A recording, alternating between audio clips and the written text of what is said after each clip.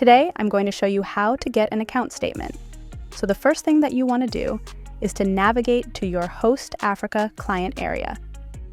Then, from the top menu, click on Billing and then Account Statement. Then, you simply select the date range from which you wish to generate the statement. You can also select to invoice all, or only the paid, or only unpaid. In this case, we will simply select from the beginning of this month until the current date, and then click on Search My Statement. It will generate a statement for you. You have the option to view the statement or simply download it. Just view it for now. It'll open the statement as a PDF in your default PDF software, and from here, you'll be able to view your statement for that selected date range.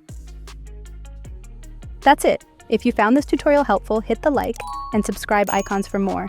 Stay tuned for our next tutorial. Until then, happy hosting!